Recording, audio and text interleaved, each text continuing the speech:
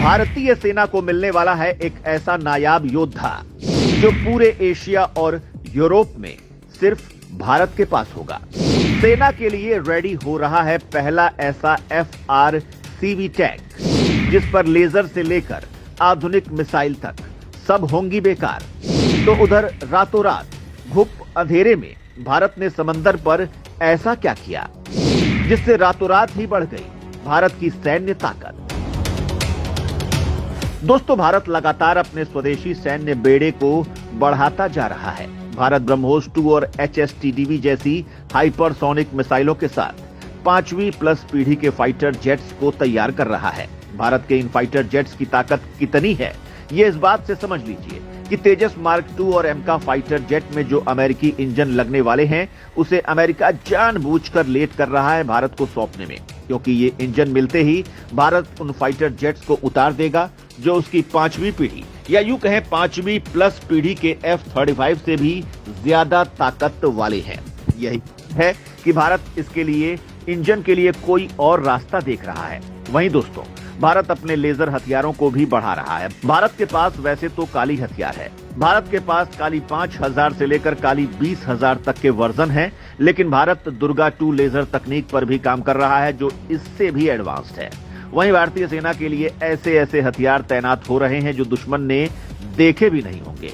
दोस्तों, इसी फेहरिस्त में भारत ने दुश्मनों को एक और बड़ा झटका दे दिया है। भारतीय सेना के लिए अब एक ऐसा हथियार बन रहा है जो न केवल नेक्स्ट जनरेशन का है, बल्कि न तो उस पर किसी लेजर का हमला हो सकता है, न किसी परमाणु मिसाइल का, न इस पर किसी गोली का असर हो सकता है, न किसी बारूदी सुरंगों का। यानी जो दुश्मन के पास हथियार हो सकते हैं, ये उन सबका बाप है। और आपके लिए गर्व करने वाली बात एक और है कि ऐसा कमाल का हथियार फिलहाल एशिया में किसी के पास नहीं है। चीन तो इसकी तकनीक जानता तक नहीं है। तो दोस्तों, इस हथियार की पूरी डिटेल हम आपको बताने वाले हैं। साथ ही हम आपको यह भी बताएंगे कि भारतीय नौसेना ने रात के घुप अंधेरे में ऐसा क्या किया है कि जिससे रातों रात ही इंडियन नेवी की ताकत कई गुना बढ़ गई है। सबसे पहले बात करते हैं भारतीय सेना के सबसे नए हथियार की। भारतीय सेना को मिला फ्यूचर रेडी कॉम्बैट व्हीकल, एक ऐसा टैंक जिसकी काट छोड़ो किसी ने देखा तक नहीं होगा।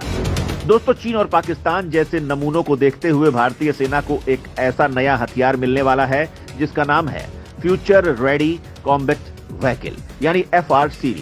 दरअसल ये एक टैंक है जो अगली पीढ़ी की तकनीक से लैस है। रूस और यूक्रेन की जंग में टैंकों और बख्तरबंद वाहनों की जो हालत हुई है, उसे देखते हुए इस टैंक के डिजाइन में बदलाव किए गए हैं। अब हम आपको इस टैंक की पूरी खासियतें बताते हैं। दरअसल दोस्तों, इस टैंक में टॉप अटैक प्रोटेक्शन सिस्टम यानी TAPS होगा, जो ऊपर से गिरने वाले बॉम्ब ड्रोन से क्रू को सुरक्षित रखेगा। इसके अलावा इसमें सॉफ्ट किट सिस्टम होगा जो लेजर हमले को पहचानेगा, रेंज खोजेगा, मिसाइल लॉन्च होते ही बता देगा। इसके अलावा इसमें हार्ड किल सिस्टम होंगे जो किसी भी तरह के हवाई हमले को हवा में ही मोड़ देंगे। इस टैंक के चारों तरफ ऐसा कवच लगा होगा जो 15 किलोग्राम TNT के बारूदी सुरंग को भी बर्दाश्त कर ले। साथ ही इस पर किसी भी तरह की बंदूक की गोलियों का असर नहीं होगा। इसके अलावा इसमें modular armour, explosive reactive armour, non explosive reactive armour भी लगे होंगे। ये मॉड्यूलर सिस्टम बारूदी सुरंगों को उखाड़ फेंकेगा। टैंक के अंदर instant fire detection and suppression system लगे होंगे जो आग लगने के 20 मिलीसेकेंड में एक्टिवेट हो जाएंगे। इस टैंक के अंदर 4 लोग बैठेंगे। FRCV में laser warning system, directional smoke dispenser जैसी सुविधाएं भी होंगी। यानी इस पर अगर कोई लेजर से निशाना लगाकर हमला करना चाहेगा तो क्रू को तुरंत पता लग जाएगा, यानी दुश्मन का लेजर हमला भी बेकार हो जाएगा। इसमें ऐसे सिस्टम लगे होंगे जो एकॉस्टिक, विजुअल, इंफ्रारेड, थर्मल और इलेक्ट्रोमैग्नेटिक तरीके से पहचान करने वाली किसी भी प्रणाली को 50% बेकार कर देंगे। यानी इस पर टारगेट करके किसी भी हमले से निशाना नहीं बनाया जा सकता है।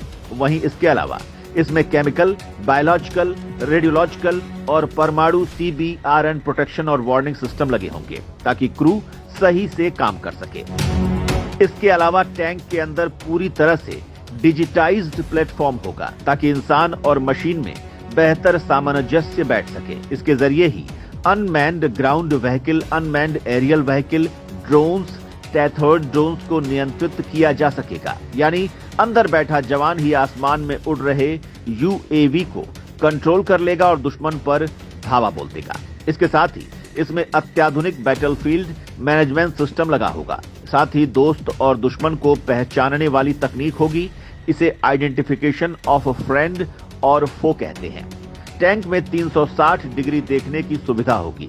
इसका कमांड, कंट्रोल, कम्युनिकेशन, कंप्यूटर्स और इंफॉर्मेशन सिस्टम C4I और इसे बेहतरीन बना देगा। इसकी बैरल यानी नली 120 मिलीलीटर की होगी, जिसमें से कई तरह के हथियार दागे जा सकेंगे, चाहे टारगेट कहीं रुका हो या फिर चल रहा हो। इसके अलावा टैंक में coaxial machine gun, anti aircraft machine gun, remotely control weapon system, fire control system भी होगा। ये सब आपस में कोऑर्डिनेशन से चलेंगे। गोला लोड करने का सिस्टम पूरी तरह से ऑटोमेटिक होगा ताकि गोला भरना न पड़े। यानी दोस्तों, ये एक तरह से चलती फिरती दुश्मन की मौत है, जिसे दुश्मन किसी भी हथियार से रोक नहीं सकता है। दोस्तों, अब आपको बताते हैं कि इंडियन नेवी ने रात के अंधेरे में क्या बड़ा धमाका कर दिया है। INS विक्रांत पर इंडियन नेवी ने ऐसा क्या किया, क्यों बढ़ गई समंदर पर भारत की ताकत। दोस्तों, जैसा कि आपको पता ही है कि भारत ने हाल ही में अपना दूसरा स्वदेशी विमान वाहक पोत INS विक्रांत उतारा है और अब INS विक्रांत पर बड़ा धमाका हुआ है। भारतीय नौसेना के विमान वाहक युद्धपोत INS विक्रांत पर पहली बार MiG-29 के फाइटर जेट की रात में पहली बार लैंडिंग कराई गई। रात में सफल लैंडिंग का मतलब ये होता है कि युद्ध के समय आप दुश्मन पर हमला करने के लिए दिन का इंतजार नहीं करते, सीधा हमला करते हैं। हम आपको इस हथियार की ताकत बताते हैं। दरअसल भारतीय नौसेना के पास करीब 44 MiG-29 के फाइटर जेट्स हैं। इसकी अधिकतम स्पीड 2200 किलोमीटर प्रति घंटे की है। 1500 किलोमीटर की इसकी रेंज है। हथियारों के साथ कॉम्बैट रेंज 850 किलोमीटर की है। अधिकतम 57,400 फीट की ऊंचाई तक ये जा सकता है। MiG-29 फाइटर जेट में 7 हार्ड पॉइंट होते हैं, यानी 7 अलग अलग तरह के बॉम्ब, रॉकेट और मिसाइल इसमें लगाए जा सकते हैं। इसके अलावा इसमें एक 30 मिलीमीटर का ऑटो कैनन लगा होता है, जो हर मिनट 150 राउंड फायर कर सकता है। इसमें 3 तरह के रॉकेट लगाए जा सकते हैं, जो हवा, जमीन और सतह पर मार कर सकते हैं। इसके अलावा 6 तरह की मिसाइलें लग सकती हैं, या फिर 665 किलोग्राम के 6 बॉम्ब लगाए जा सकते हैं, या फिर इन सबका मिश्रण। इस फाइटर जेट पर आप हवा से हवा, शिप और एंटी रेडिएशन मिसाइलें लगा सकते हैं, या फिर टीवी गाइडेड और लेजर गाइडेड बॉम्ब लगा सकते हैं। यानी अब भारत रात के अंधेरे में भी न केवल समंदर पर तैरते INS विक्रांत पर MiG-29K को लैंड करवा सकता है, बल्कि हमले भी कर सकता है। आपको बता दें कि विक्रांत पर MH-60R मल्टी रोल हेलीकॉप्टर्स भी तैनात हैं। इसमें 9 से 10 लोग बैठते हैं। इसकी रेंज 830 किलोमीटर है। ये अधिकतम 12,000 फीट की ऊंचाई तक जा सकता है।